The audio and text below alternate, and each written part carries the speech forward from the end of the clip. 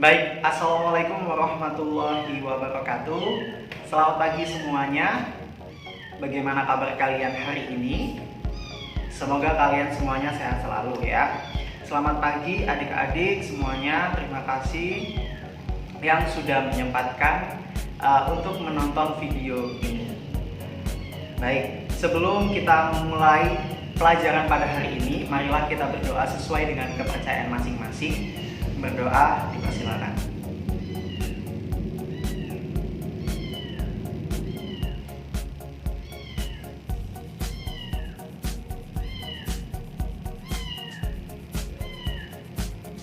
Baik, sudah selesai. Oke, baik, terima kasih adik-adik yang sudah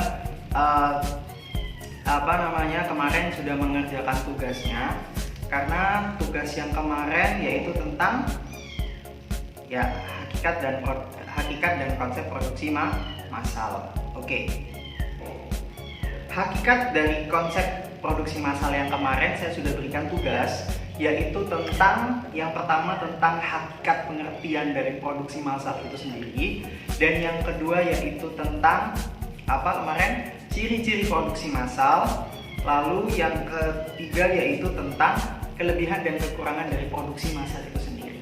Kemarin saya sudah berikan tugas, yaitu yang pertama tentang SWOT dari apa yang kalian ingin kembangkan, dan yang kedua adalah tentang video yang sudah kalian tonton itu analisis, betul ya? Oke. Kalau misalkan ulasan dari kemarin yaitu tentang SWOT, betul ya? SWOT itu adalah strength, weakness, opportunity, threat, ancaman.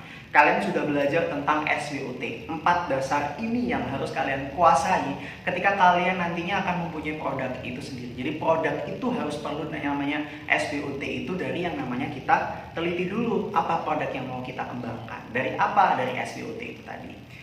Terus ada pertanyaan seperti ini, Kak, sebenarnya penting nggak sih kalau kita itu pakai SWOT dalam sebuah bisnis? Sangat penting, apalagi kalian di jurusan multimedia, produk multimedia yang nantinya yang kalian nanti akan pakai, masyarakat pakai adalah produk kalian. Jadi kalian kalau tidak punya yang namanya daya saing untuk SWOT tadi, tidak bisa mempunyai produk yang berkualitas. Jadi gitu teman-teman ya. Oke. Tadi kemarin sudah membahas tentang pengertian produksi massal itu sendiri yang sudah saya bahas. Intinya kalau misalkan kita flashback ya teman-teman ya, dari yang namanya kegiatan produksi massal, bahwa produksi massal ini intinya punya nilai guna tambah dari suatu produk itu sendiri. Ya gimana caranya kita bisa menciptakan benda baru lagi. Nah sekarang yang kita bahas pada materi ini bukan tentang kelebihan, ciri-ciri, sudah ya pengertian. Lalu kita akan bahas yaitu tentang perencanaan produksi massal yang sudah kalian kembangkan kemarin. Tentang misal kemarin tuh ada yang pengen mengembangkan produk multimedia yang kemarin tuh saya baca itu punya siapa ya, saya lupa. Itu katanya pengen punya produksi massal ya, punya produksi yaitu home produksi ya. Oke.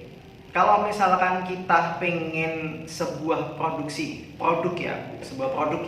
itu tadi bisa berkembang di masyarakat, artinya kita harus punya yang namanya analisis teman-teman. Analisis gimana caranya kita punya suatu produk kalau kita nggak tahu produknya, ya kan? Banyak marketing ya. Saya nggak bilang orang yang buat banyak marketing yang misal marketing mobil, nggak tahu nih bagaimana cara memasarkan produknya sendiri, bagaimana caranya biar produknya rame. Karena apa? Karena dia tidak punya yang namanya knowledge ya. Jadi pengetahuan dasar tentang sebuah produk itu sendiri. Oke, sekarang yang kita akan bahas adalah perencanaan produksi massal. Jadi setelah kalian sudah analisis video yang kemarin, sekarang kita rencanakan apa yang kalian pengen kembangkan, kita rencanakan ya. Jadi biar teman-teman biar bisa fokus. Oke, sekarang saya tes fokus deh ya.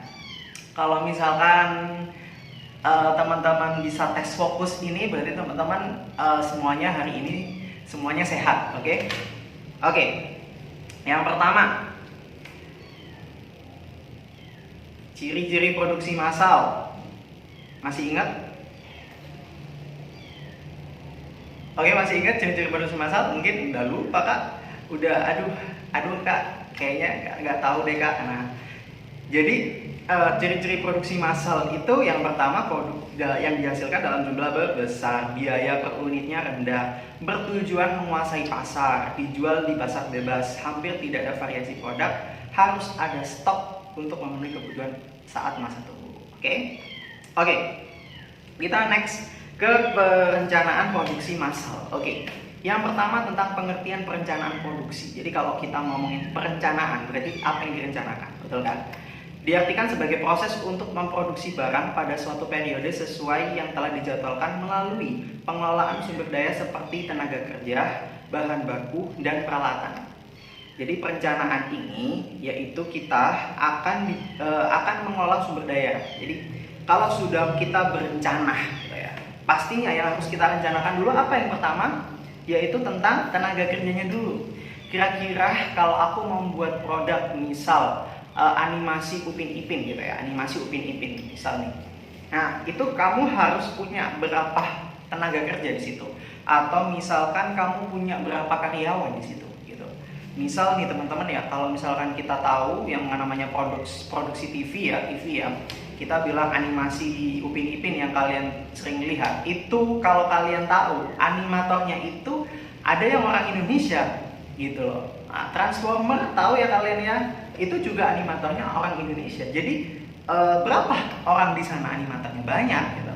Bahkan ada yang cuman animator animasinya untuk kakinya doang, ada yang cuma tangannya doang, ada yang cuma kepalanya doang gitu. Baik. Ke topik awal lagi gitu ya, tentang perencanaan produksi massal gitu ya. Yang kita tahu bahwa pengertian dari perencanaan produksi massal yaitu memproduksi barang pada suatu periode yang setelah dijadwalkan melalui pengelolaan sumber daya. Jadi ketika kita mau merencanakan suatu produksi teman-teman, atau kalian mau bikin suatu produk, atau kalian ingin mengembangkan suatu produk tersebut, kalian yang pertama harus tahu dulu tenaga kerjanya kalian. Jadi yang kalian tahu misal animasi Upin Ipin ya, itu ada yang bagian desain, ada yang bagian di situ ada yang bagian suaranya, soundnya, ada yang bagian animasi untuk berjalan, banyak bagian-bagian tersebut itu yang harus nanti kalian pikir gitu loh. Kalau aku pengen mengembangkan suatu home industry tadi, kira-kira tenaga kerja yang harus aku butuhkan berapa gitu. Bahan baku, nah ini yang paling penting. Bahan baku itu maksudnya gini teman-teman, bahan baku yang ada kalian itu apa? Misal kalian butuh kalau misalkan produk multimedia kayaknya nggak ada bahan baku ya, semua itu berasal dari aplikasi. Bahan bakunya berarti dari aplikasi. Nah, aplikasi atau software apa yang akan kalian gunakan nantinya gitu. Kalau peralatan pastinya ada mouse, ada banyak ya. Nah, kita berbicara tentang produk multimedia, bukan yang lain ya. Nah, coba nanti kalian analisis, kira-kira kalian membutuhkan apa aja, tenaga kerja berapa, bahan baku apa, peralatan apa aja. Nah, perencanaan produksi berguna untuk mengarahkan seluruh aktivitas rutin tenaga kerja. Jadi, dari semua aspek tadi itu berguna untuk mengarahkan seluruh aktivitas rutin dari tenaga kerja tadi. Jadi, kalau misalkan kalian sudah konsepnya matang, ya, apa yang kalian pikirkan udah matang, maka aktivitas sehari-harinya day 1, day 2, and day 3 kalian bisa terlewati karena rutinitas kerja kalian itu jelas, tidak pokoknya konsep aja, tapi kalian tidak tahu rutin dari tenaga kerjanya itu berapa gitu. Oke.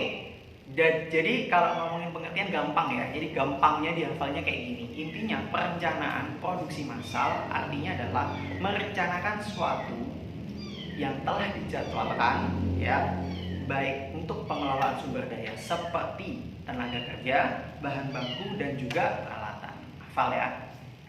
Yang kedua adalah ruang lingkup perencanaan produksi. Jadi kalau kita ngomongin ruang lingkupnya ya, yaitu menurut Sukaria Simulingga tahun 2013, perencanaan produksi meliputi kegiatan yang pertama adalah mempersiapkan rencana produksi dulu. Jadi ketika kita udah ngomongin ruang lingkupnya, ya ruang lingkup perencanaan produksi, yang pertama yaitu kita harus mempersiapkan rencana produksinya dulu gitu. Yang kedua adalah membuat jadwal penyelesaian produk. Yang ketiga adalah merencanakan produksi dan penggandaan bahan dari luar. Yang keempat adalah menjadwalkan proses operasi tiap unit. Yang kelima adalah menyampaikan jadwal pada pemesan. Oke, kita kalau ngomongin misal kita berbicara tentang animasi Upin Ipin, pastinya kita harus mempersiapkan dulu rencana produksinya seperti apa, membuat jadwal penyelesaian seperti apa, lalu kita merencanakan nih produksi dan penggandaan bahan dari luar. Seperti itu teman-teman ya. Setelah kita merencanakan, kita menjadwalkan. Jadi gini, ada 5M gitu ya. Yang pertama harus dipersiapkan dulu, dipersiapkan dulu. Yang kedua adalah membuat ya. Kalau sudah kita mempersiapkan, oke. Kita akan membuat animasi Upin Ipin. Oke, setelah itu kita harus buat jadwal. Oke, hari besok kita harus menyelesaikan produknya. Minimal, day one, kalian harus selesaikan kakinya doang. Setelah kalian membuat jadwal, kalian merencanakan produksi dan penggandaan dari bahan dari luar. Misalkan kalian butuh software aplikasi yang kalian nanti butuhkan. Nah, kalian harus merencanakan produksinya. Setelah itu kalian jadwalkan proses dari tiap unit itu seperti apa. Lalu kalian menyampaikan jadwal pada pemesanan gitu. Jadi gampang dihafal ya.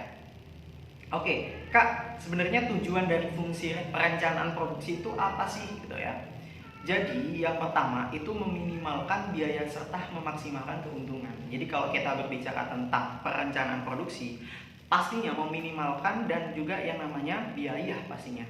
Karena kita pasti akan merengreng dana apa yang kita butuhkan. Oke, misal kita beli peralatan harganya 1 juta. Nah, nanti kalian rencanakan gimana ya caranya meminimalkan biaya ini supaya tidak bengkak 1 juta. Itu kalian nanti akan pikirkan. Yang kedua adalah memaksimalkan kepuasan pelanggan. Yang ketiga adalah meminimalkan perubahan nilai produksi. Yang keempat adalah meminimalkan perubahan tenaga kerja. Yang kelima adalah memaksimalkan perlengkapan dan inventaris pabrik. Oke, kita akan bahas satu persatu ya. Oke, yang pertama tentang meminimalkan biaya serta memaksimalkan keuntungan. Maksudnya gimana nih Kak? Jadi salah satu tujuan produksi massal yaitu meminimalkan dan memaksimalkan keuntungan. Dengan membuat perencanaan produk, maka akan optimal segala sesuatu yang dibutuhkan dalam proses produksi seperti penyediaan bahan baku, tenaga dan lain-lainnya. Oke, maksudnya gini nih. Kalau misalkan kita sudah kalau misalkan udah berbicara tentang tujuan dari perencanaan ini adalah yang pertama untuk meminimalkan biaya. Jadi kalau misalkan teman-teman tahu yang kan namanya kita punya yang namanya strategi bisnis ya yang saya bilang tadi SWOT.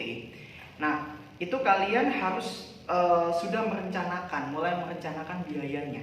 Kira-kira ini saya butuh berapa modal gitu.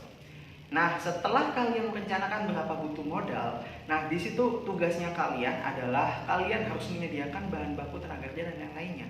Dengan cara apa? Meminimalkan biayanya supaya kalian tidak bengkak tadi. Gitu. Nah, ini yang paling penting adalah memaksimalkan kepuasan pelanggan. Mas, saya butuh minta tolong desainkan animator ini misalkan. Mas, saya minta tolong desainkan background ini. Jadi kalau kalian jangan cuek ya, jangan malas Bu, tidak mau Bu. Nah, jangan seolah-olah kalian tidak memaksimalkan kepuasan pelanggannya tadi. Jadi ketika kalian sudah diberi amanah ya, diberikan tanggung jawab atau kalian diberikan kepercayaan sama customer, ya kalian harus bisa memberikan penuh terhadap customer tersebut gitu ya. Paham? Atau saya yang kecepatan? Kalau misal kecepatan saya jangan ngomong ya karena kita di live YouTube ini. Yang ketiga adalah meminimalkan perubahan nilai produksi. Maksudnya gimana nih Kak? Jadi meminimalkan bahannya gitu. Kalau misalkan kita tahu kalau perencanaan yang tepat akan menimbulkan resiko. Resiko apa? Yaitu kehilangan nilai produksinya suatu produk. Tentunya perusahaan baku di gudang harus diproduksi sesuai dengan jadwal waktu yang telah ditentukan. Yang keempat, meminimalkan perubahan tenaga kerja. Jadi kalau sudah kita berbicara tentang apa tadi? Perubahan nilai, kita harus juga perubahan tenaga kerjanya gitu. Maksudnya gimana? Jadi dengan perencanaan berkaitan dengan tenaga kerja, maka biaya tenaga kerja pun bisa diminimalkan. Jadi kalau misalkan kita udah menentukan berapa banyak tenaga kerja, misal gini ya, gampangnya gini deh. Kalau misalkan kita bikin yang namanya animasi multimedia, misal kayaknya aku butuh 10 buat desain ini animator ini animator yang ini animator ini. Jadi 10 nih. Wah, kayaknya kebanyakan nih biayanya nih. Dimana kalau misalkan aku 5 aja, tapi yang kompeten ini maksudnya dia yang bisa desain ini, bisa desain itu, bisa desain. Jadi double gitu kerjaannya, tapi nanti gajinya agak dinaikin sedikit. Nah itu strategi juga, gimana caranya kalian gak rugi gitu. Oke, jadi kalau kalian parah nanti, amin ya, para calon-calon ya manajer, direktur, kalian harus tahu ini gitu. Memaksimalkan perlengkapan dan inventaris pabrik. Jadi apa ya yang dibutuhkan pabrik ya, apa yang dibutuhkan home multimedia nanti, home industri nanti gitu ya. Nah, fungsi dari perencanaan produksi itu apa sih Kak? Yang pertama yaitu menjamin rencana produksi dan pemasaran produk pastinya. Jadi ketika kita udah berbicara tentang perencanaan produksi, berarti kita berbicara tentang rencana produksi dan pemasarannya, mengukur kapasitas produksi, dan yang ketiga yaitu alat memonitor hasil produksi ya. Oke, lanjut ya. Kita sampai unsur produksi. Unsur perencanaan produksi. Yang pertama adalah tujuan produksi, yang kedua adalah pengukuran dan standarisasi produksi, yang ketiga adalah perencanaan merupakan fakta objektif, yang keempat adalah perencanaan harus bisa diukur. Oke. Yang namanya kita punya unsur perencanaan, pastinya kita harus punya yang namanya suatu rancangan.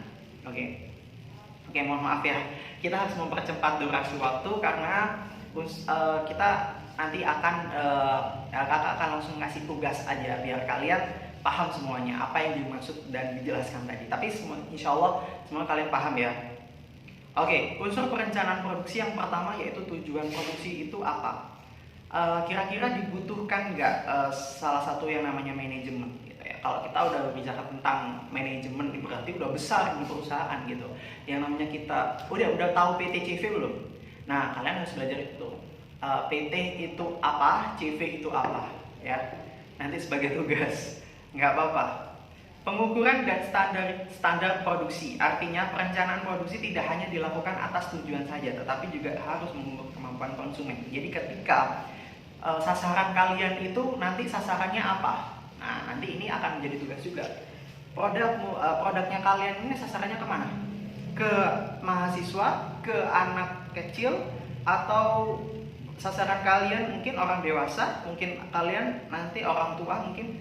Nah itu harus dipikirkan teman-teman, karena gini loh, logikanya kalau kalian misalkan punya produk tapi kalian kalau tidak bisa sampai berpikir sampai sedetail itu, kalian tidak akan bisa menghasilkan produk yang bagus, yang berkualitas. Tapi untuk anak kalian SMK, karena kalian anak SMK, ini sebagai dasar aja buat kalian ketika kalian nanti lulus sekolah, kalian memutuskan nih kalau kalian pengen mengembangkan sebuah produk, ya kalian harus rencanakan mulai dari sekarang. Karena percuma kalau kalian bermimpi tapi tidak diwujudkan dengan satu tujuan, dengan satu mimpi dan satu visi misi gitu ya. Oke. Ya, jadi gini, sedikit ini aja ya arahan dari saya pribadi. Banyak teman-teman saya yang bermimpi untuk bisa menjadikan cita-citanya menjadi sebuah kenyataan gitu ya.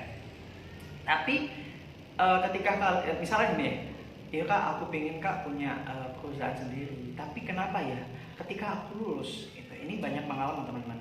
Ketika aku lulus, ya, aku bingung mau kemana. Nggak tahu tujuan, nggak tahu arah. Bahkan teman-temanku, bukan teman-temanku juga, saya juga kadang ketika bermimpi di sekolah, wah aku pengen jadi gitu. Ketika realita, wah berbicara balik gitu. Nah itu kenapa sih Kak? Karena memang satu kekuatan mindsetnya kurang.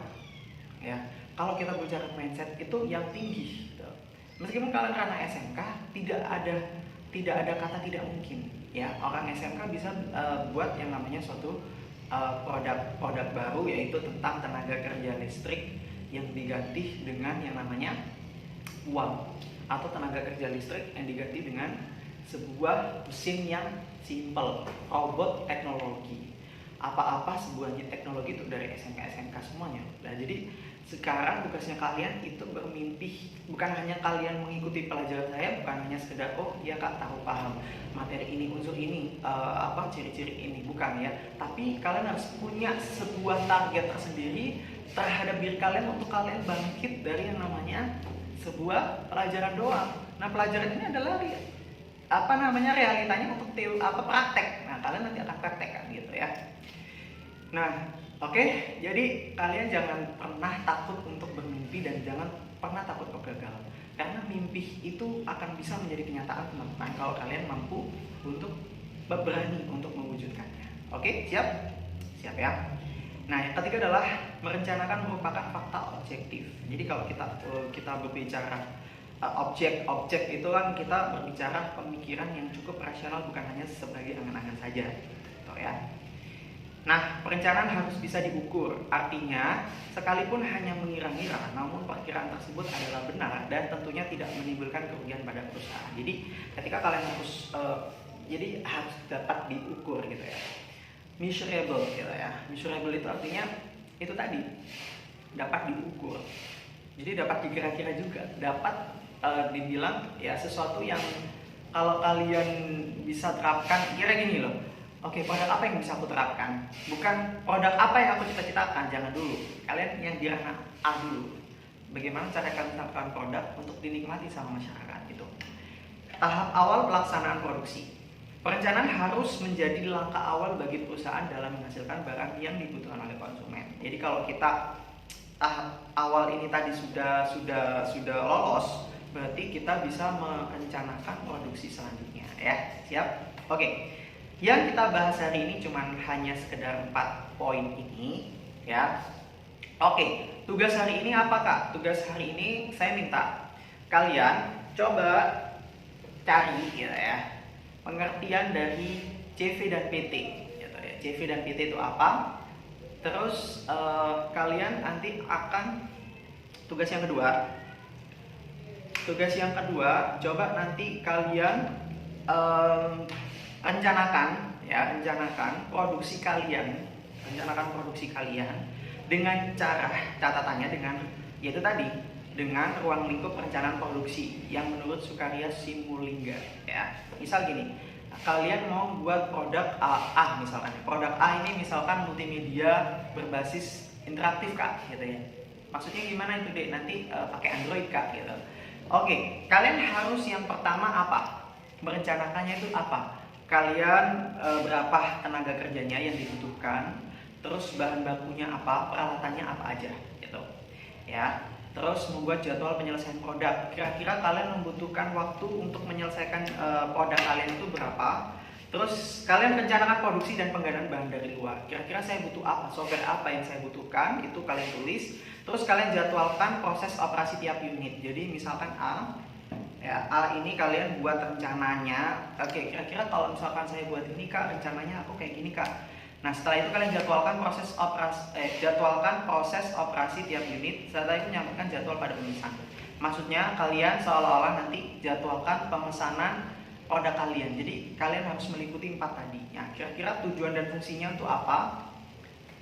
Itu kalian harus terapkan. Nanti kakak kasih tugas berserta nanti kalian coba cari-cari tentang produk yang kalian ini kembangkan ini sudah berlaku nggak di masyarakat.